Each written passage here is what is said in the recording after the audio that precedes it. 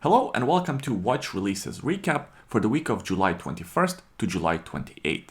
Let's begin with GShock and their new limited release watch with Oneness brand. Until I read the news about this release, I had no idea what Oneness was. Apparently, it's a clothing brand that's popular and is based in Kentucky.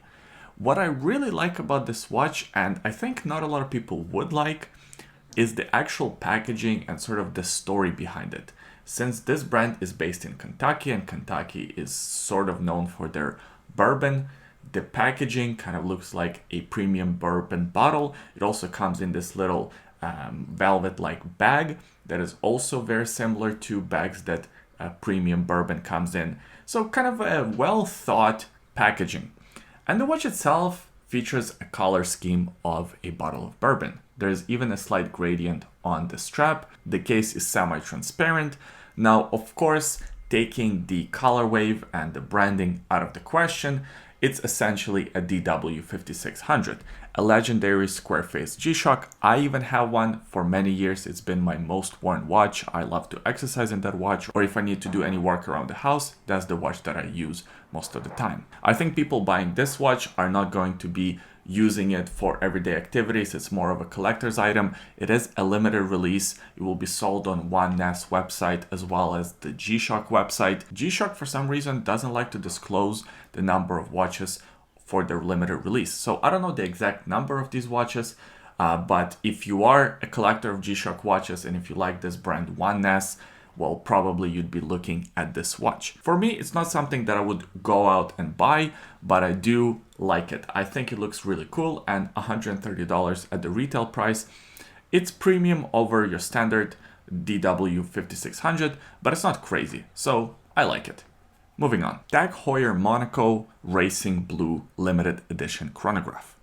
So back in the day, before all the sponsorships with brands, racing teams used to feature colors of the country that they would represent instead of the colors of the brand that would sponsor them. A famous example of this is British Racing Green. You have Italian Red, you have the German White, and there is French Blue.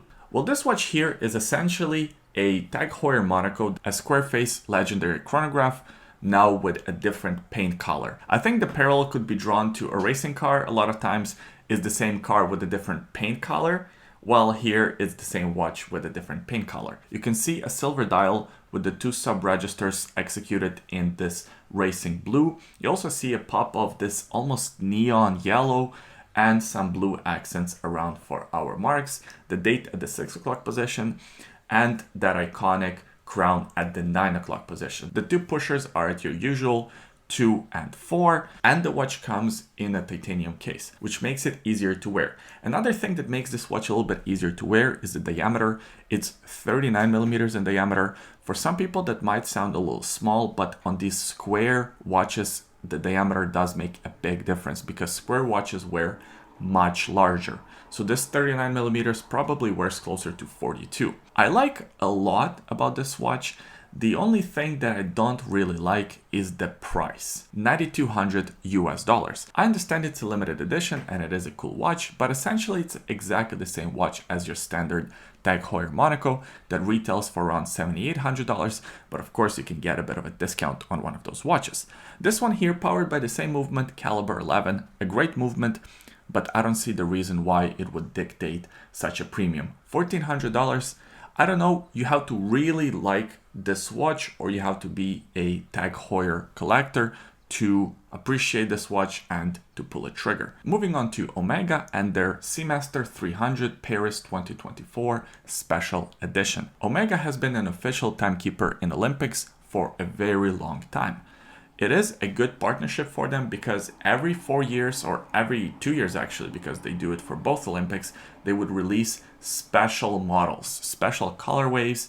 They don't call them limited releases, they call them special editions because they never disclose, or I shouldn't say never, but they rarely disclose the number of watches that they're actually releasing. This one here is to celebrate sort of the countdown to Paris 2024 Olympics because of course the Olympics are not happening right now, they're happening in a year from now. That doesn't stop Omega from capitalizing on this event. So this watch here is essentially your standard Omega Seamaster 300 with a gold bezel. It has a couple of other things distinguishing this from your standard Seamaster. There's also a special decorative case back, and there's a little detail on the seconds hand. As far as I can tell, those are the big changes between this and the standard Seamaster. Looks wise, I'm not too keen on this watch. I mean, design is very subjective. One person's perfect watch might be other person's worst watch they ever seen. For me, it's not that attractive looking, but these special editions are a lot of times hit or miss. Apparently these watches are boutique exclusive, and from what I hear, it might be only Paris boutique exclusive, which is kind of unique, I guess, because the Olympic Games are taking place in Paris, so having it as a Paris boutique exclusive kind of makes sense. But if they want to sell these things, well, I think they gotta make them available in more boutiques than just Paris. Now, the thing that I'm not keen on this watch, not only the design, but also price. It's priced at 7,800 USD, which is a lot of money. The Omega Seamaster 300 Professional is a great watch, but at the retail price, it's a $6,000 stainless steel watch. Yes, this one is the special edition, and it also has a gold bezel, but such a large premium, I don't know. I think it's a little bit too much, and I'm not so keen on this one, but let me know in the comment section below. What do you think? Do you like this reference? Would you pick one up for $8,700? I always enjoy reading your comments. Now, moving on. Nomos Ahoi 38 date with sand and sky dials. I am a big fan of Nomos watches. I owned one of these watches a few years ago, and I sold it, and it was a mistake because I have that buyer's regret. There's something special about Nomos and something special about their design language, and of course these movements are brilliant. Nomos lately has been sort of experimenting and pushing boundaries with their dials, and I think that's the right choice. And these two new dials are standouts. First of all, this sort of blue, lilac blue color really works for me. I also like the pop of color on this sub-seconds hand in this orange. It looks really good, and for some reason this colorway with the Bauhaus design language just works together really well. Besides this blue one, there's also the sand edition, which looks even better in my opinion, at least. Again, it has that pop of orange on the seconds hand. Both of these versions have a date window at the 3 o'clock position. The Neomatik 40 had a date window at the 6 o'clock position, so that's one of the big changes between the 38mm and the 40mm, besides the dial color. Also, this date window is huge. Nomos says it's 3 times larger than your standard date window, and you can clearly see from the pictures it is ginormous.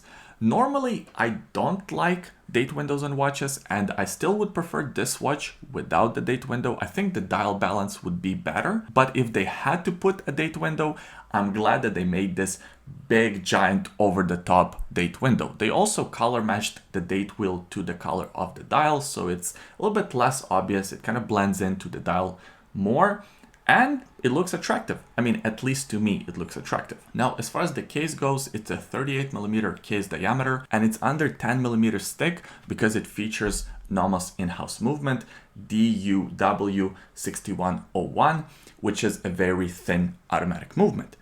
Now, the thing about these watches that turns a lot of people off are the lugs. They have these sort of wire lugs that stick out quite a bit past the watch, and lug to lug distance on this one is almost 50mm.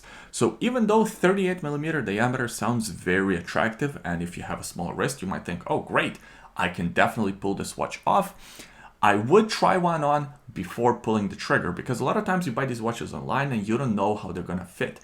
These Nomos watches fit much larger. The 38mm diameter probably fits closer to 41 because of that long lug-to-lug distance, and also because it's pretty much all dial. There's very little bezel, which makes the watch appear much larger on the wrist. So if you have a smaller wrist, I would recommend going for the 36mm version, which would probably wear closer to the 38, 39 in your standard watch.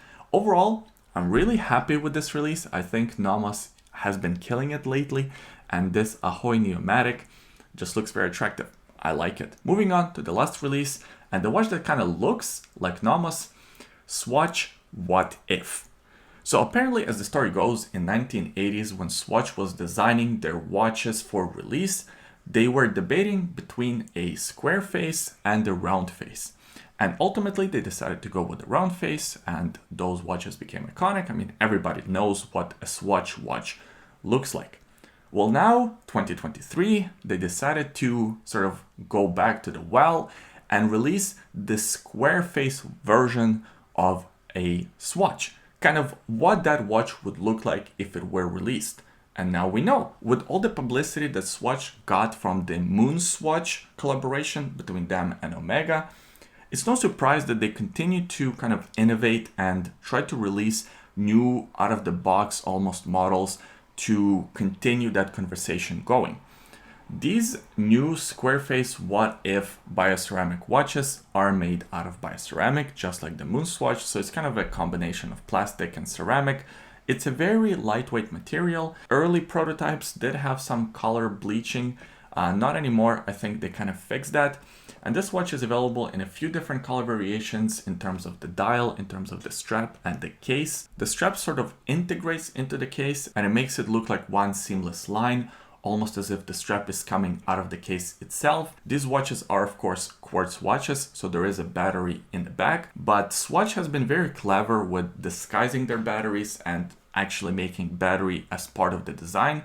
So in this case, each battery features a watch face of iconic Swatch watches from the past. The diameter of the case is 33 by 33, so it's a bit on the smaller side. However, you do have to remember that these square-faced watches do wear larger. So this one probably wears closer to 36, 37 millimeters. If you have a bit of a smaller wrist, I think you can confidently wear something like this. If you're a lady, yeah, you can definitely wear something like this and it will look good.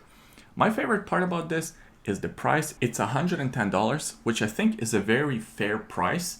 It will get a lot of new people into watch collecting and it does look kind of unique. I like this look. It looks a lot like the Nomos Tetra. So it's a good way to test out if that Nomos Tetra look is good for you with the very low commitment of $110. I think these watches will be very popular. We're probably going to start seeing them on wrists of so many different people, which is a good thing. More analog looking watches is always a good thing in my book, especially if it gets younger people into watch collecting.